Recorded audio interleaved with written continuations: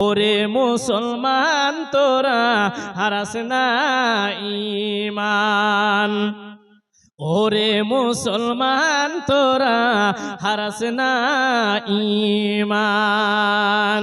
কি করলি তুই ভবে এসে মায়া জালে গেলি ফেসে, কি করলি তুই ভবে এসে মায়া জালে গেলি ফেসে। আজরাইল সে ধরবে কোসে, কে বাঁচাবে তোর প্রাণ। ওরে মুসলমান তোরা হারাস না ঈমান। যদি করিস তুই নামাজ রোজা থাকবি না তোর পাপের বুঝা, যদি করিস তুই নামাজ রোজা থাকবি না তোর পাপের বুঝা, তবে পাবি তুই জান্নাতে আদান। ওরে মুসলমান তোরা হারাস না ঈমান, ওরে মুসলমান তোরা হারাস না ঈমান। অতএব বাপ আমার, মা আমার, আল্লাহ বলছেন, আল্লাহর নবী বলছেন তোমরা সন্দেহের ভিতরে পড়বে না। তাহলে হাদিস থেকে আবারও আমরা জানতে পারলাম যে সন্দেহের ভিতরে পড়তে হবে না। বলুন, সন্দেহের মধ্যে পড়বেন আর পড়িয়েন না, বেঁচে থাকতে হবে। কোনটা হালাল এবং হারাম আপনারা অবশ্যই বুঝতে পারছেন। একটা কথা আপনাদেরকে মাঝে বলি, যেমন এই মার্কেটের ভিতরে হয়তো ওই মাল আছে। কোন মাল? 5 বিঘা জমি নিয়েছে, মনে করে নেন এই শাইখের কাছে আমি 5 বিঘা জমি নিয়েছি। ওই শাইখের কাছে আমি কয় বিঘা জমি নিয়েছি? 5 বিঘা। ওই শাইখকে আমি 5 লক্ষ টাকা দিয়েছি। যতদিন পর্যন্ত শাইখ আমাকে টাকাটা ফেরত না দিবে আমি তাকে জমি দেব না। বুঝতে পারছেন? কি বলে, সুদ ভাঙা নাকি না কটে বলে জানি না, তবে আমি এটাই বলতে চাচ্ছি, আপনি 50,000 টাকা দিলেন আর 1 বিঘা জমি নিলেন, 5 বছর খেলেন, তারপরে ওই আবার 50,000 টাকা আপনি চেয়ে নিচ্ছেন। এটা আপনার মনের ভিতরে। আপনাকে আমি এটা প্রশ্ন দিলাম, আপনি তার উত্তরটা দেন। আচ্ছা, ফ্রিতে কোনো জিনিস হয় বলুন তো? বলুন, হবে? হবে না। তাহলে স্পষ্ট বোঝা যাচ্ছে এটা হচ্ছে কি হারাম। কারণ আপনাকে বাজার মূল্য, এখন মনে করেন 1 বিঘা জমি 1 বছরে হয়তো 8,000 টাকা নিচ্ছে, কথার কথা বুঝাবার জন্য বলছি, বা 5,000 টাকা নিচ্ছে। 5 বছর খেলেন, আপনাকে 25,000 টাকা ছাড়তে হবে, বাকি 25,000 নিতে হবে, তাহলে হবে হালাল। তাহলে বুঝতে পেরেছেন, একটু কম বেশির জন্যই কি হবে? হালাল আর হারামের মধ্যে পার্থক্য হয়ে যাবে। তাহলে আমরা যেন সেখান থেকে বেঁচে থাকতে, বলুন একটু উচ্চ স্বরে বলুন আমিন। এবার আরেকটা আয়াতকে তুলে ধরি। আল্লাহ পাক বলেন, ইয়া আইয়ুহাল্লাযীনা আমানু কুলু মিন তাইয়্যিবাতি মা রাযাকনাকুম ওয়াশকুরু লিল্লাহি ইন কুনতুম ইয়্যাহু তা'বুদুন। আল্লাহ তাবারাকা ওয়া তাআলা আমি আপনাদের সামনে যে প্রথম আয়াতটা তেলাওয়াত করেছিলাম, সেই তেলাওয়াতের ভিতরে, সেই আয়াতের ভিতরে আল্লাহ পাক মানুষদেরকে আগে এলান করে দিয়েছেন। বলুন, করেননি? এলান করে দিয়েছেন। এবার আল্লাহ মুমিনদেরকে ডেকে বলছেন, ইয়া আইয়ুহাল্লাযীনা আমানু, হে ঈমানদার মানুষেরা, রে ঈমানদার বান্দারা, তোমরা শোনো, কুলু মিন তাইয়্যিবাতি মা রাযাকনাকুম, আমি পৃথিবীর বুকে যেটা তোমাকে রিজিক দান করেছে, আমি পৃথিবীর বুকে যেই তোমাকে টাকা পয়সা দান করেছে, যেই তোমাকে ধন দৌলত আমি দান করেছি, সেখান থেকে যেটা হালাল, সেখান থেকে যেটা স্পষ্ট, সেটাই তুমি খাবে, আর তুমি কি করবে না। আল্লাহ পাক রব্বুল আলামিন বলছেন, কুলু মিন তাইয়্যিবাতি মা রাযাকনাকুম, সেই রিজিক থেকে খাবে, ওয়াশকুরু লিল্লাহি ইয়্যাহু তা'বুদুন। আল্লাহ বলেন, রে ঈমানদার মানুষেরা, তোমরা কি করবে? ওই আল্লাহর শুকরিয়া আদায় করবে, আল্লাহর শুকরিয়া জ্ঞাপন করবে যে আল্লাহ আমাকে অনেক মাল দিয়েছেন, টাকা পয়সা দিয়েছেন, দিয়েছেন আপনি শুকরিয়া আদায় করবেন। যদি তোমরা তার ইবাদত করে থাকো, আল্লাহ বলছেন মুমিন রে, তুই যদি আমার ইবাদত করে থাকিস তাহলে তুই কি করবি? আল্লাহ আপনাকে যেটা রিজিক দিয়েছেন সেই রিজিক থেকে আপনাকে ভক্ষণ করতে হবে, কিন্তু দেখে নিতে হবে আমি যেটা খাচ্ছি সেটা হালাল না হারাম। যদি আপনি বুঝতে পারেন এটা হারাম তাহলে আপনাকে বেঁচে যেতে হবে, আর যদি বুঝতে পারেন এটা হলো হারাম হালাল তাহলে আপনি সেটাই খাবেন, কিন্তু হারাম কোনোদিন খাবেন না। আল্লাহর নবী বলেন লা ইয়াদখুলুল জান্নাতা গুযিয়া বিল হারাম। আল্লাহর নবী বলেন ওই দেহ জান্নাতে যাবে না, জান্নাত পাবে না, ওই দেহর জান্নাত মিলবে না গুযিয়া বিল হারাম। যে দেহের ভিতরে, যে দেহটা, যে শরীরটা হারাম খাদ্য দিয়ে, হারাম উপার্জন দিয়ে তৈরি হয়েছে, ওই বডি জান্নাতে যাবে না, যাবে না, যাবে না। তাহলে আয়াত এবং হাদিস থেকে আমরা বুঝতে পারলাম আল্লাহ পাক রব্বুল আলামিন যেটা আমাদেরকে দিয়েছেন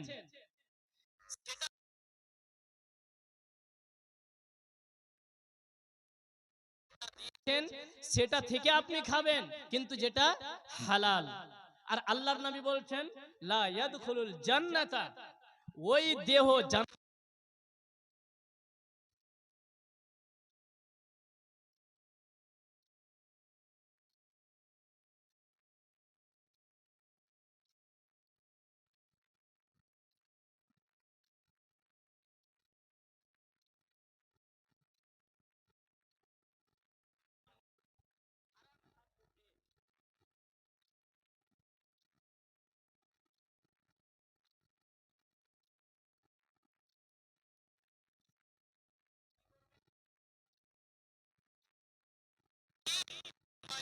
ওখানে মেলা বসেছে, চলো তো 10 টাকা দিয়ে ওই জাম্পিং গুলো নেই, জাম্পিং গুলো জলসাতে বসে না, ওই জাম্পিং এ 10 টাকা দিয়ে আপনি আপনার মেয়েকে কুদাচ্ছেন, জাম্পিং করাচ্ছেন।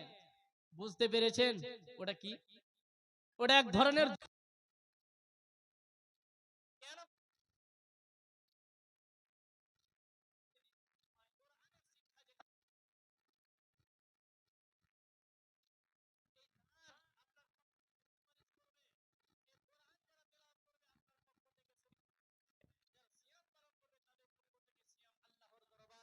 সুপারিশ করবে আর বলবে আল্লাহ গোটা দিন না খেয়েছি তোমার জন্য।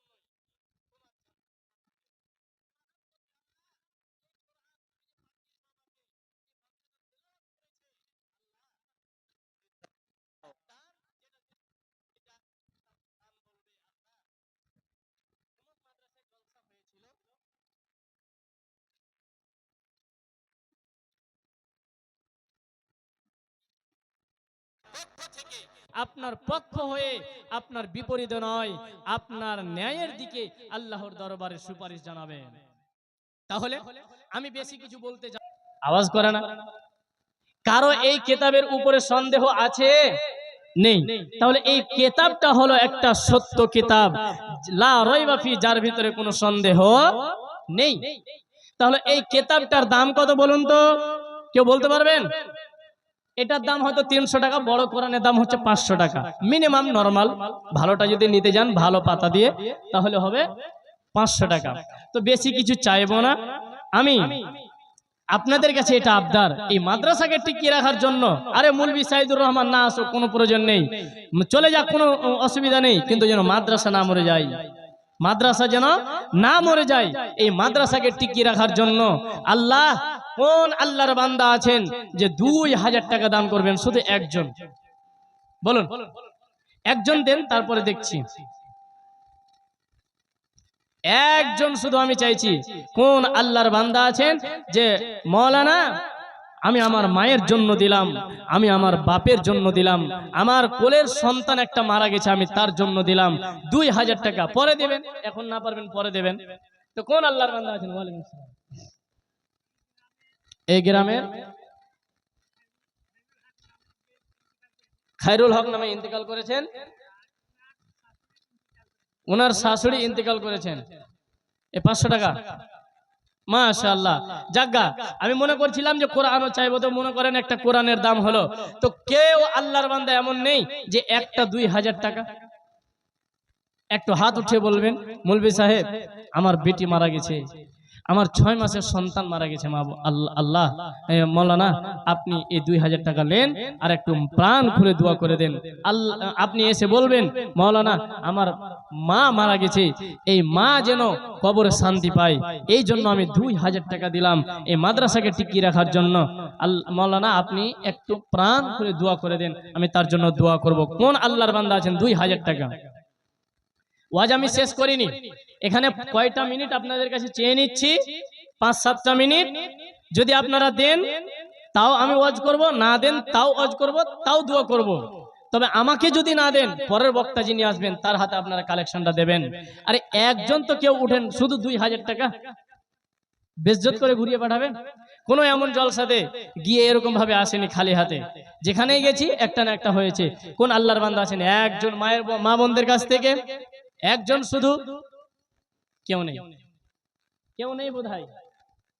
এই 500 টাকা যে দান করেছেন, আল্লাহ তুমি তার উদ্দেশ্য পূরণ করো, তুমি তার মনের বাসনা পূরণ করো। আল্লাহ যারা মারা গেছে তাদের কবর শাস্তি মাফ করো। তার শাশুড়ি মারা গেছে, যে দিয়েছে তার বাবা মারা গেছে, আল্লাহ তুমি তার বাবার এবং শাশুড়ির কবরে শাস্তিকে মাফ করো, তুমি তার কবরে জান্নাতের বিছানা বিছিয়ে দাও, আমিন সুম্মা আমিন। যাই হোক, আমার সময় কিন্তু হয়ে যাচ্ছে। আপনাদের এই ইস্তেহারি বক্তা, দ্বিতীয় নম্বর বক্তা চলে আসবেন, অতএব আমি আর বেশি লম্বা করব না। তাই একটা হাদিস আপনাদের সামনে বলে যাই, যে আপনি হারাম খেলেন আর আল্লাহর দরবারে দোয়া করবেন, আপনার দোয়া কবুল হবে না।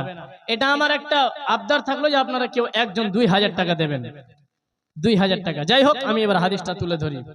আল্লাহর নবী বলেন,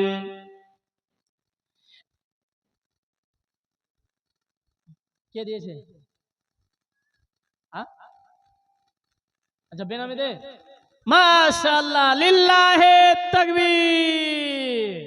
একজন বাপ আমার 2000 টাকা দান করেছেন বেনামিতে। রব্বুল আলামিন তোমার বান্দা সাইদুর রহমানের কথাকে ফেলতে পারেনি, তোমার নবীর মাদ্রাসাকে টিকিয়ে রাখার জন্য 2000 টাকা দান করেছে। মাবুদ গো, তুমি তার উদ্দেশ্য পূরণ করে দিও, তুমি তার মনের বাসনাকে পূরণ করে দিও, আমিন আমিন আমিন। যাই হোক, আপনারা যে দিবেন একটু আসেন, আমি একটা হাদিস বলে নেমে যাব, যেহেতু আপনাদের বক্তা চলে আসছে। আল্লাহর নবী বলছেন, একজন লোক বহু দূর থেকে সফর করে চলে আসছে, আর সফর করতে করতে করতে এমন পর্যায়ে একটা বিপদে পড়ে গেছে। এবার ওই লোকটার এমন শরীরে ধুলা বালি লেগে আছে, তার চুলগুলো এলোমেলো হয়ে আছে, তার দাঁতগুলো এলোমেলো হয়ে আছে। এমতো অবস্থায় আল্লাহর দরবারে 2টা হাত উত্তোলন করে বলছে, রব্বানা রব্বানা, ওগো রব্বুল আলামিন, তুমি আমার দোয়াকে কবুল করো, তুমি আমার দোয়াকে কবুল করো। কিন্তু ওই লোকটার দোয়া কবুল হচ্ছে না। কেন দোয়া কবুল হচ্ছে না? কেন হচ্ছে না? কেন হচ্ছে না?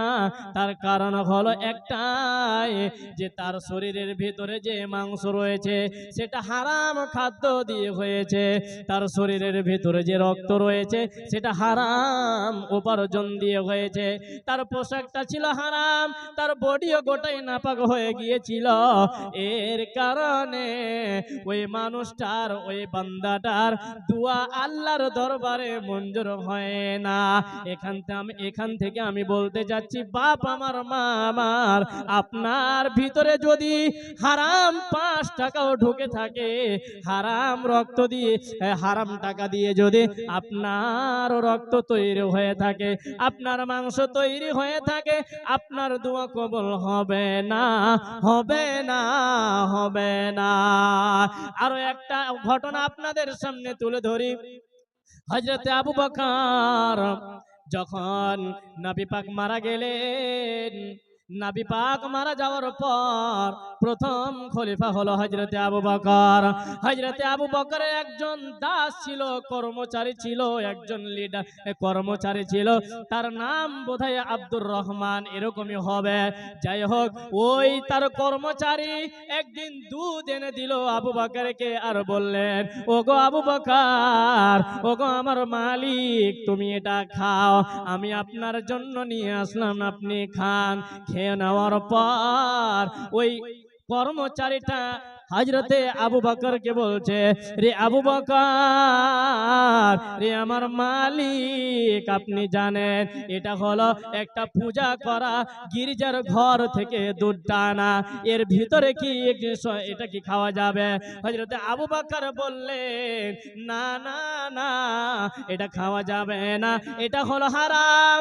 যেহেতু আবু বকর খেয়ে ফেলেছেন, আবু বকর একজন জান্নাতি মানুষ, ওই কি করলো, সঙ্গে সঙ্গে মুখের ভিতরে হাত ভরলো, ললির ভিতরে লোক ঢুকিয়ে যেগুলো খেয়েছিল, যতটুকু দুধ পান করেছিল, ওই দুধটুকু বমি করে ফেলে দিলেন। তার কারণ হলো এটা হারাম, এটা খাওয়া যাবে না, যাবে না। আর আমরা এমন মুসলমান যে আমরা হারাম খেয়ে নেওয়ার পর বলি, আরে যাজ্ঞা আমি খেলাম তো কি হলো, আমি আমার ঈমান তো ঠিক আছে। সম্মানিত বাপ আমার, মা আমার, বলতে চাচ্ছি হযরতে আবু বকর একজন হলেন জান্নাতি মানুষ, যার আগের পেছনের গুনাহ সবকিছু মাফ। এই পৃথিবীর বুকে টিকিট পেয়ে নিয়েছেন যে জান্নাতে আশরায়ে মুবাশশারার ভেতরে পড়ে। আর এই জান্নাতি মানুষ যদি একটু দুধ চলে গিয়ে থাকে, সেটাকে যদি উল্টি করে ফেলে দেয়, আপনার আমার উচিত হবে 500 টাকা খেয়েছেন, মদ্যপান করেছেন, সুদ খেয়েছেন, ঘুষ দিয়েছেন, আপনার উচিত হবে আপনার ললির ভিতরে হাত ভরে যা খেয়েছেন সব কিছু উগলে দিতে হবে, পেটে রাখলে হবে না। যারা হারাম পান করবে, যারা হারাম খাবে, তাদের ইবাদত কবুল হবে না, হবে না, হবে না।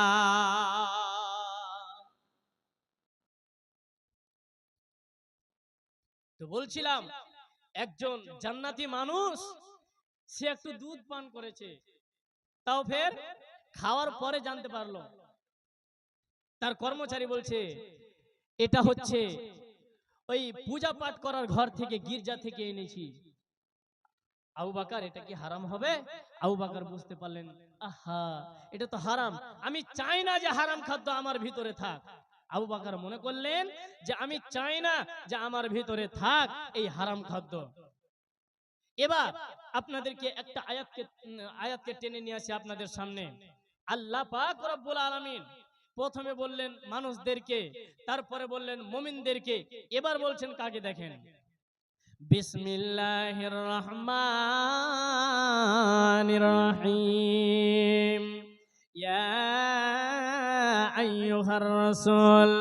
আল্লাহ পাক রব্বুল আলামিন এবার রাসূলগণকে ডেকে বলছেন, রাসূলগণ, রে রাসূলগণ, তোমরা শোনো, আপনারা শুনে নেন, এই পৃথিবীর বুকে তোমরা হালাল খাবে, হারাম খাবে না। এই পৃথিবীর বুকে যতদিন তোমরা থাকবে, তোমরা হারাম খাবে না, হারাম খাবে না, তোমরা হালাল আঁকড়ে ধরবে এবং মানুষদেরকে সেটা পৌঁছে দেবে। এবার আপনাকে বলি বাপ আমার, মুহাম্মাদুর রাসূলুল্লাহ সাল্লাল্লাহু আলাইহি ওয়াসাল্লাম বলেন, জান্নাতি না জান্নাতি নয়। ওই জান্নাতি মানুষ তাকে বলা হচ্ছে রাসূল রে, রে রাসূলগণ, পৃথিবীর বুকে তোমরা যা খাবে সেটা যেন হালাল হয়, যেন হারাম না হয়। আর তোমরা মানুষদেরকে ভালো কাজের কথাগুলো বলবে, কখনো তুমি মানুষকে তোমরা কি করবে, খারাপ কথা বলবে না। তোমরা কোরআন এবং হাদিসের কথাগুলো বলবে, আর হারাম থেকে তোমরা বেঁচে থাকবে। এবার আর একটা হাদিসকে তুলে ধরি, তাহলে হাদিস এবং আয়াতকে দুইটাকে এক জায়গায় করে আপনাকে আমি বুঝাবার চেষ্টা করব। আবু হুরায়রা হতে বর্ণিত, তিনি বলেন আল্লাহর নবী বলেছেন লা ইয়াজালুল মারআ, আল্লাহর নবী বলেন এমন একটা দিন চলে আসবে, এমন একটা জামানা চলে আসবে, এমন একটা সময় চলে আসবে, এমন একটা যুগ চলে আসবে যে মানুষ কল্পনাও করবে না, মানুষ চিন্তা ভাবনাও করবে না যে আমি এই টাকাটা ইনকাম করলাম হালাল পন্থায় না হারাম পন্থায়, এটা সে অনুভব করবে না। আর এখন বর্তমানে দেখতে পাচ্ছি যে গান বাজিয়ে ডিজে বাজিয়ে একটা রাত্রে ডিজে বাজবে 500 টাকা নেবে। ভাইজান আমি আপনাকে বলি, এই যে রাত্রে ডিজে বাজালো, এই গোটা রাত্রি ডিজে বাজালো, আপনি 500 টাকা নিলেন, আর ওই যে পাপ করলো, কিন্তু পাপের গোড়া তো আপনি যদি ওই বক্সটা আপনি না তাকে ভাড়া দিতেন তাহলে ওই গান শুনতে পেত না। তাহলে বোঝা গেল যারা এইগুলো চিন্তা ভাবনা করবে না, শুধু টাকা টাকা টাকা করবে, তারা এই রকম ভাবে ধ্বংস হয়ে যাবে। এই জামানায় জাহেলিয়াতে একটা আযাব এসেছিল, সে আযাবটা হলো কি, এখান থেকে মনে করেন সফর করতে লাগলো, চলতেই থাকে, এক পর্যায়ে তারা দেখছে আমরা ওখানে দাঁড়িয়ে আছি। তার কারণ হলো তারা আল্লাহকে মানতো না, তারা যা খেত বুঝতো না, আল্লাহ পাক রব্বুল আলামিন কলব দিয়েছিলেন, তারপরেও তারা চিন্তা ভাবনা করতো না। এই জন্য বলি বাপ আমার, মা আমার, যখনই আপনারা কিছু খাবেন চিন্তা ভাবনা করবেন যে এটা হারাম নাকি হালাল আর হারামকে বুঝতে হবে। এতক্ষণ থেকে চলে আসছে শুধু হালাল আর হারাম সম্পর্কে। এবার আপনাকে বলি 3 ধরনের মানুষ জান্নাতে যাবে না। একটা হলো আল আকুল লিওয়ালিদাই, জান্নাতে 3 ধরনের মানুষ যাবে না, তার ভিতরে একটা হচ্ছে কি মুদমিনুল খামর, আরেকটা হচ্ছে মান্নান, আরেকটা হচ্ছে আকুন লিওয়ালিদাইহি, যারা পিতামাতার অবাধ্য চলবে তারা জান্নাতে যাবে না। যারা মান্নান অর্থাৎ দান করার পরে খোঁটা দেবে, খোঁটা দানকারী, হ্যাঁ সেদিন তোকে উপকার করনু আর আজ আমি ফেঁসে গেছি তো তুই হাঁকে দিবি না, এটাকে বলা হয় খোঁটা দান। হ্যাঁ, রিক্সা নিয়ে যাচ্ছেন, যেতে যেতে যেতে যেতে এক জায়গায় আপনার রিক্সাটা উল্টে পড়ে গেছে, ভালো করে বুঝেন, উল্টে পড়ে গেছে, আর ওই লোকটা আপনার কাছে চলে এসেছে, কোনটা বলুন তো, যাকে আপনি 10,000 টাকা দিয়েছিলেন, আর আপনি ফেঁসে আছেন, বলছেন সাইদুর রহমান একটু আমাকে উদ্ধার করো তো, আমাকে একটু সহযোগিতা করো তো। সে যাই হোক কোনো কাজে ক্ষেত্রতে কি করলো, পারলো না। আপনি কি করলেন, ছি সাইদুর রহমান তুমি এরকম জি, সেদিন তোমাকে 10,000 টাকা দিলাম, আজ তুমি ভুলে গেলে, সুবহানাল্লাহ। তো এটাকে বলা হয় মান্নান। সে যদি এরকম, তারা